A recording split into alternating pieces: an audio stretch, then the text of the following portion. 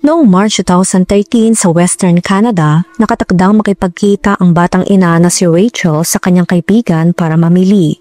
Ngunit nang hindi siya dumating, nag-alala ang kaibigan niya at agad na nakipag-ugnayan kay Brittany, ang kapatid ni Rachel. Pinuntahan ni Brittany ang bahay ni Rachel at doon niya natuklasan na walang senyales ng persahang pagpasok. Iniwan ang cellphone ni Rachel sa bahay at patuloy na tumutugtog ang music sa loob.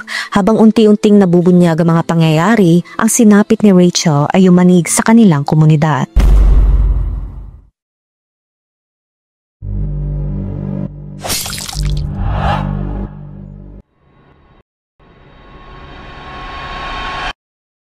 Si Rachel Pernowski ay sinilang noong June 15, 1994. Ito ay sa Mission, British Columbia, Canada. Bagamat kakaunti ang nalalaman tungkol sa kanyang kabataan, malinaw na lumaki siya sa pagmamahal ng kanyang ina at ng kanyang kapatid na si Brittany.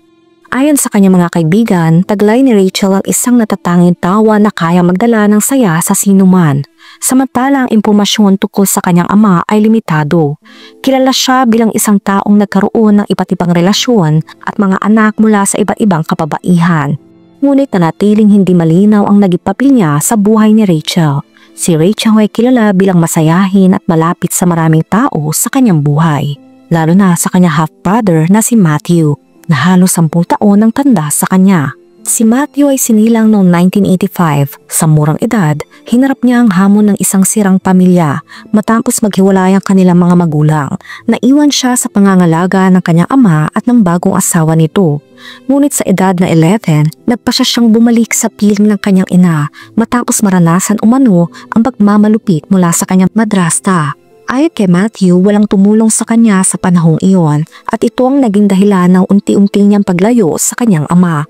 Sa kabila ng kanyang pagtatangka na magbuo ng koneksyon, nanatili siyang nakakaramdam ng kakulangan ng suporta mula rito. Sa kanyang pagtangkang muli makipag-ugnayan sa kanyang ama, ibinigay niya ang kanyang mga impormasyon, ngunit hindi na siya muli pang nakipagkita dito. Ang lahat ng karanasang ito ay nagdulot ng malalim na epekto sa kakayahan ni Matthew na makipag-ugnayan at magtiwala sa ibang tao. Ang kanyang mga pinagdaanan mula sa pagkabata hanggang sa kanyang pagtanda ay nag-iwan ng matinding sugat na naging pundasyon ng kanyang mga negatibong damdamin. Sa panahong iyon, nagkaroon siya ng relasyon sa kanyang stepsister at magkasama silang nanirahan sa bahay ng kanilang lolo. Ito'y matapos iwan ng tirahan ng kanilang ama. Subalit ang kanilang ugnayan ay hindi nagtagal.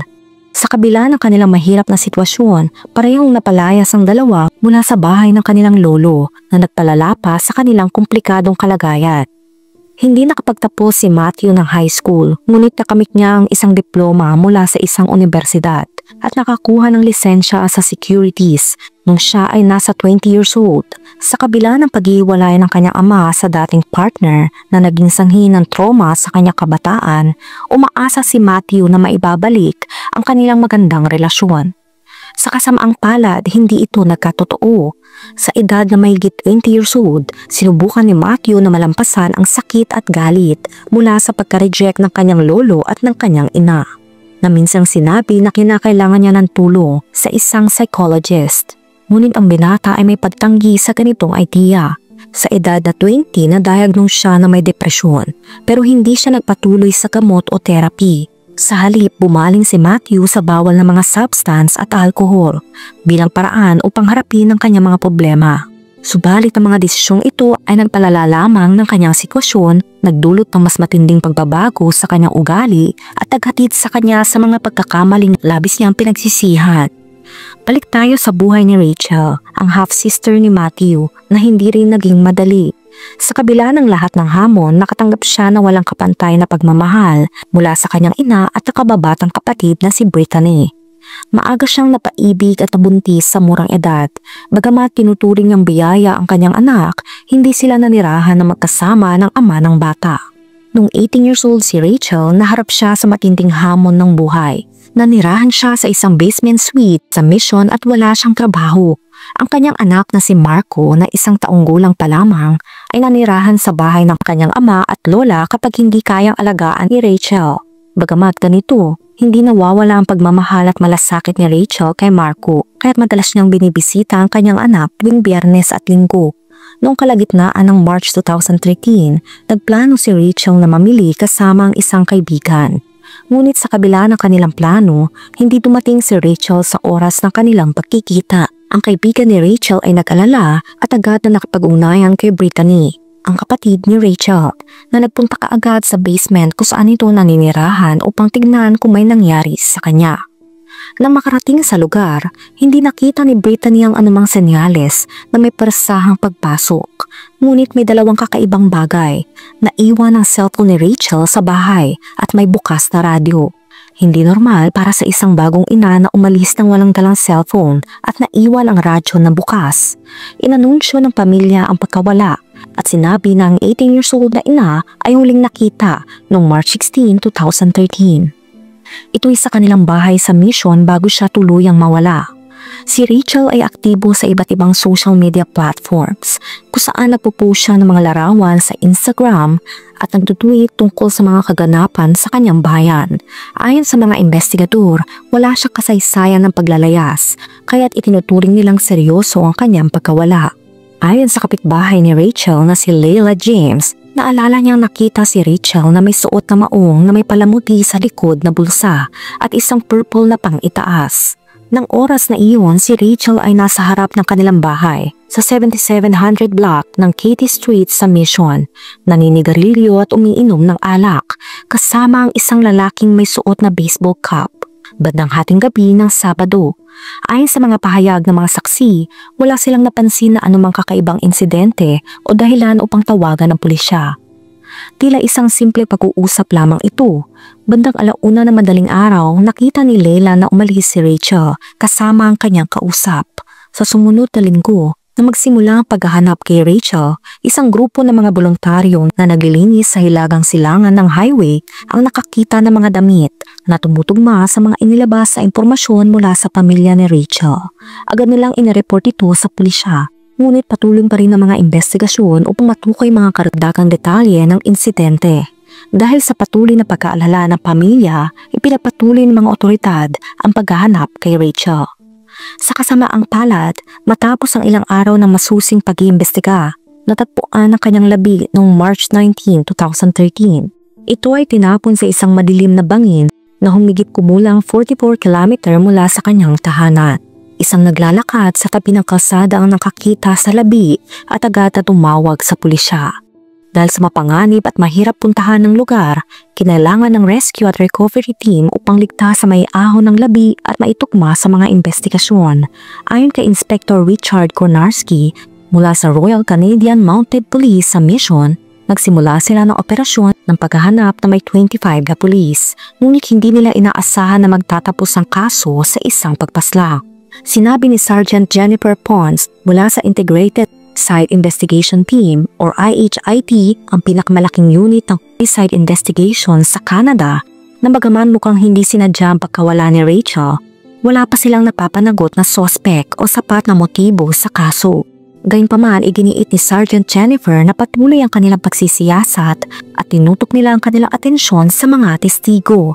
Ayon pa sa kanya, hindi pa tiyak kung pinaslang si Rachel sa lugar kung saan natagpuan ang labi o kung ito ay tinapon lamang doon.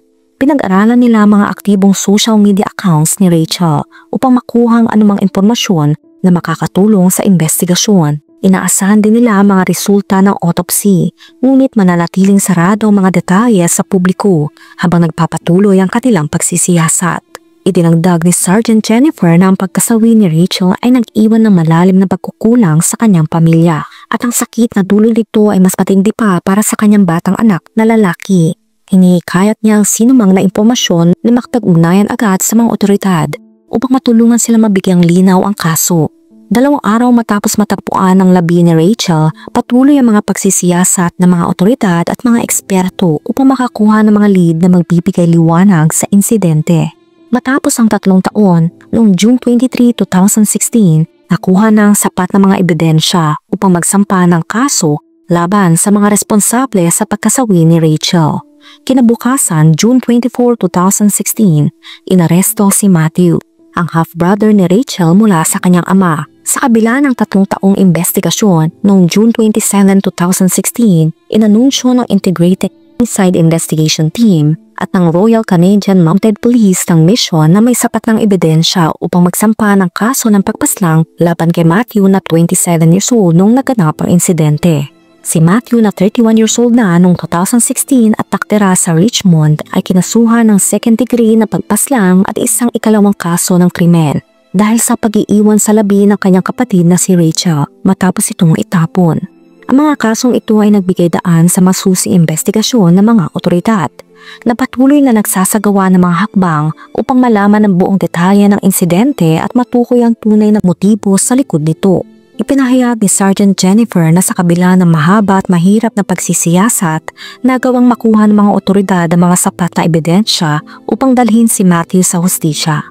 Ang impormasyong ipinakita sa pagdinig noong June 21 ay nagsabing pinaslang ni Matthew si Rachel sa pamamagitan ng paghawak sa liig ni Rachel dahil sa galit si Matthew sa pag-react ni Rachel hinggil sa pang-aabusong ginawa niya kay Rachel nung bata pa ito. Upang makuha naman ang tiwala ni Matthew at makuha ang mga impormasyon na kinakailangan para sa kaso, ginamit ng mga otoridad ang isang operasyon na tinatawag na Mr. Big. Ang estratehiyang ito ay isang malalim na taktika ng investigasyon kung saan ang mga otoridad ay nagtatago ng kanilang tunay na pagkakakilanlan, nagpapanggap bilang mga kaibigan o kakilala ng suspect upang makuha ang mga impormasyong kinakailangan sa pagsasampa ng kaso.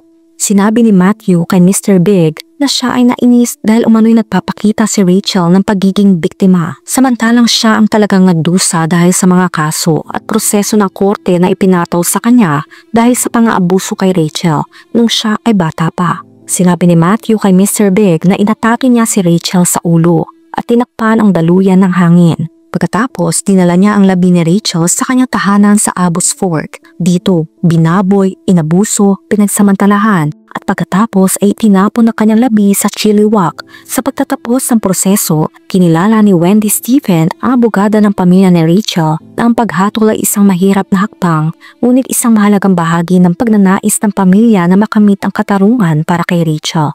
Ang desisyon ng hukom hinggil sa parusa ay tinakda para sa huling bahagi ng 2016. At inaasahan na ang tiyak na sentensya ay magkakaroon ng malalim na epekto hindi lamang sa pamilya ng biktima, kundi pati na rin sa buong komunidad. Ang pangunahing punto na tinutukoy ni Wendy ay ang tindi ng insidente at kawalang paggalang ni Matthew sa buhay ni Rachel. Ayon sa kanya, ang mga aksyon ni Matthew ay hindi lamang isang ordinaryong pagpaslang, kundi isang pagpapakita ng kawalan ng malasakit at paggalang sa isang buhay na isang seryosong kasalanan at nananarapat pagtibayin sa harap ng batas. Sa mga pahayag at detalyeng inilabas ni Wendy, ipinakita niya kung paano itinapon ni Matthew si Rachel sa isang lugar na malayo sa kanilang bayan. Ayon kay Wendy, ang mga pahayag na ito ay nagpapakita kung paano si Matthew ay nagkaroon ng ganap na kontrol sa sitwasyon. Ngunit sa halip na gamitin ito upang magsagawa ng tama, ginamit niya ito upang bigyang katarungan ng sarili at ituring ng kanyang mga aksyon bilang hindi mahalaga. Sa kabila ng lahat ng ito, mas pinili pa ni Matthew na sisihin ang biktima na si Rachel para sa mga epekto ng kanilang nakaraan at ang kanyang sariling mga desisyon. Sa pagtatanggol, sinabi ni Ondine Snowden na si Matthew ay nadala ng trahedya ng mga kaganapan at ang matinding sakit na dulot ng kanyang nakaraan. Ngunit hinamon ni Wendy ang idea na ang masamang nakaraan ay maaring magsilbing dahilan para sa kanyang mga aksyon. Lalo na't ang mga detalye ng pang-aabuso sa biktima ay hindi maaring baliwalain o gawing dahilan para sa insidente. Ayon kay Wendy, ang mga ito ay malinaw na paglabag sa mga moral na prinsipyo at batas. Sa pagtatapos ng hukuman, ang sentensya ay nananatiling isang malaking kontrobersya. Lumabas sa mga tanong kung paano makakamta ng hustisya sa ganitong mga sitwasyon na nag-iwan ng malalim na epekto sa pamilya ng biktima at sa komunidad. Mahirap tanggapin na ang isang tao na gaya ni Matthew ay tumanggap ng paggamot para sa depression, anxiety at post-traumatic stress disorder or PTSD habang nasa bilangguan. Ngunit hindi nito binabago ang kabigatan ng mga insidente na isinagawa. Sinabi ni Ondine na si Matthew ay dumaan sa isang mahirap at hindi stable na pagkabata na naglakbay mula sa mga magulang patungo sa mga lolo't lola, na naging sanhi na matinding galit at pagkabigo na hindi niya kailanman napagtagumpayan. Iginiit niya na maaring mag-improve si Matthew kung susunod siya sa mga programa sa kulungan na tutulong sa kanya upang mas maunawaan ang mga problemang ito. Gayunpaman, sa kabila ng mga paliwanag, hindi maikakaila ang sakit na dulot ng kanyang mga aksyon.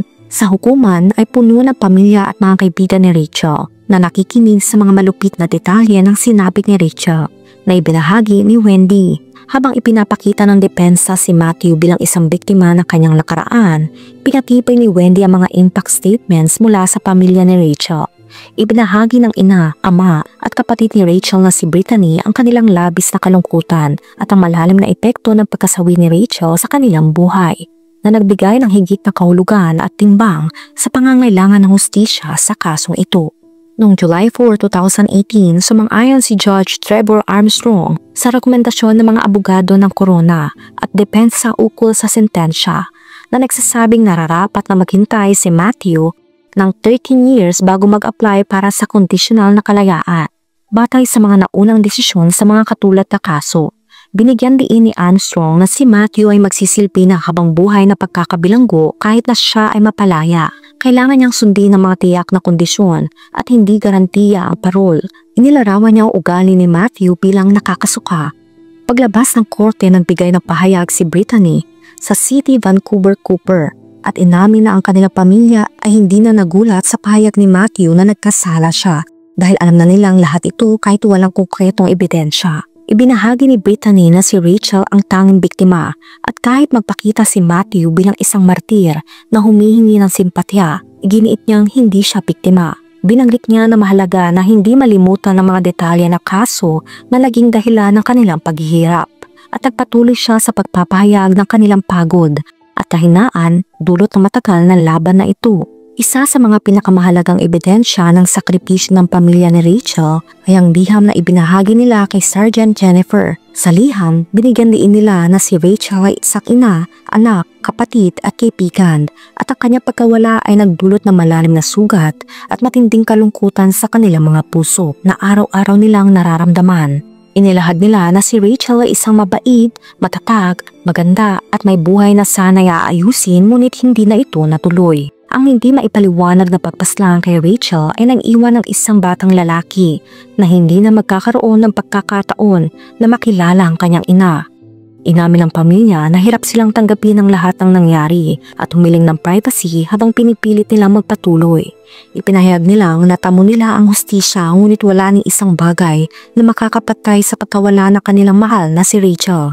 Dilagdag pa ni Brittany na umaasa silang magagamit ang kanilang mga karanasan upang matulungan ng iba pang pamilya na dumaranas ng kaparehong trahedya. Iminungkahi niya na dapat may mga suporta na hindi na kailangan pang dumaan sa mga mahabang proseso tulad ng pagsasara ng bank account ng Yumao o pagtanggap ng mga dokumento kaugnay sa nasawi na mahal sa buhay na labis na nakakapagod at mahirap tiisin. Sinabi rin ni Brittany na magiging malaking tulong kung may isang tao na ikatalaga upang asikasuhin ng mga bagay na tulad ng pagtawag sa iba't ibang ahensya ng gobyerno upang hindi na kailangan pang paulit-ulit na ipaliwanag na ang kanilang mahal sa buhay ay pumanaw na. Sa kabila ng kanilang sakit, sinabi ni Brittany na ang pamilya nila ay nagpapakatatag at nagsusumikap na magbigay ng magandang kinabukasan kay Marco na anak ni Rachel na 6 na taong gulang nung panahon ng sentensya, na namana sa kanyang ina ang pagiging mabuti at matalino. Sa oras ng recording, wala nang bagong balita tungkol kay Marco at sa iba pang miyembro ng pamilya ni Rachel. Ikaw, ano masasabi mo sa kwento natin ngayon? Sapat ba ang hatol kay Matthew? Let me know sa comment section. Kung nakaabot ka sa video na ito ay maraming salamat. Huwag kalimutan mag-like, share, subscribe, and turn on the notification. Ingat ka palagi! Ciao!